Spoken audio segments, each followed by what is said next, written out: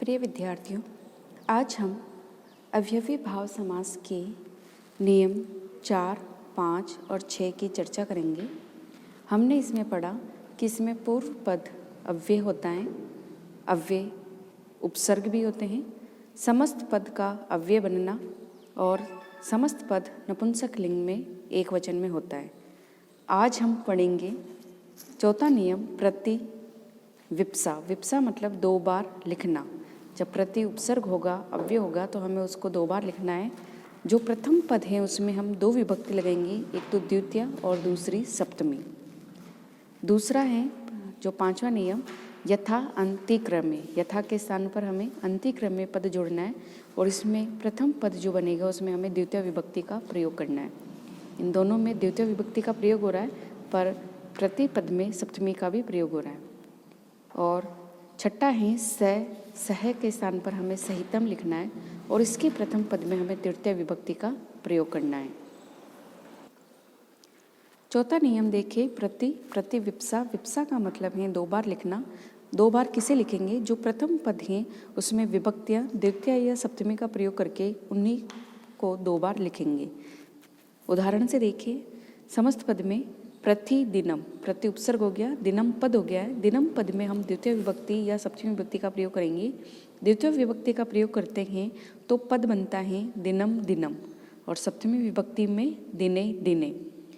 प्रत्येकम में देखें यहाँ संधि हुई है प्रति प्लस एकम, तो प्रति उपसर्ग हो गया और एकम पद हो गया है। एकम पद में हम विभक्ति जोड़ेंगे, द्वितीय जोड़ेंगे तब एकम एकम और सप्तमी जोड़ेंगे तब एके एके। प्रति ग्रामम में ग्रामम पद हो गया है, तो प्रति के स्थान पर हमें कुछ नहीं लिखना है, सिर्फ ग्रामम पद को हमें विप्सा मतलब 2 बार करना है। तो ग्रामम पद में द्वितीय विभक्ति लगाकर ग्रामम ग्रामम और सप्तमी विभक्ति लगाकर ग्रामे ग्रामे पद लिखना है। प्रति क्षणम में क्षण शब्द हो गया, इसमें क्षण में द्वितीय विभक्ति लगा के इसे 2 बार लिख सकते हैं, क्षणम क्षणम, और सप्तमी में लगाकर क्षणे क्षणे।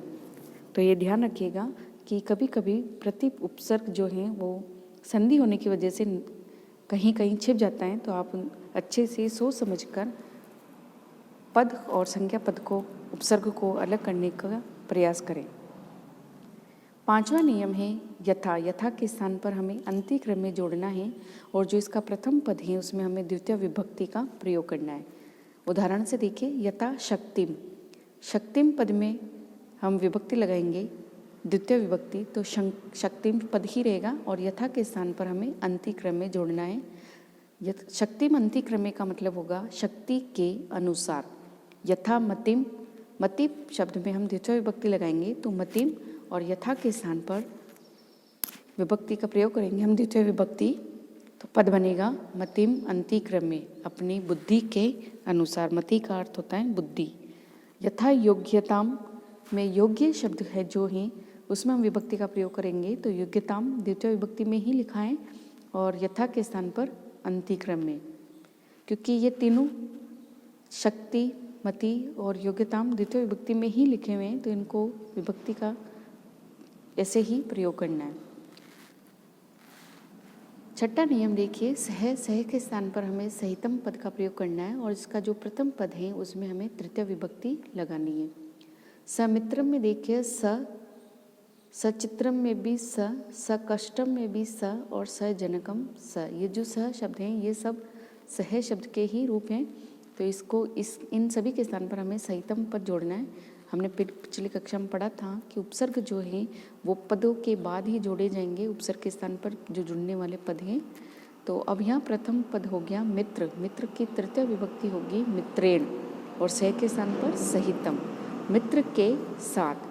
सचित्र में चित्र पद हो गया है, तो चित्र की तृतीय विभक्ति होगी चित्रेण और सह के स्थान पर सहितम, चित्र के साथ। से कष्टम में कष्ट शब्द में तृतीय विभक्ति कष्टेन और सह के स्थान पर सहितम, कष्ट के साथ। और सजनकम में जनक शब्द हो गया है, जनक मतलब पिता, तो जनक शब्द की षष्ठी तृतीय विभक्ति होगी जनकेन और सह के स्थान पर हमें सहितम पद का प्रयोग करना है।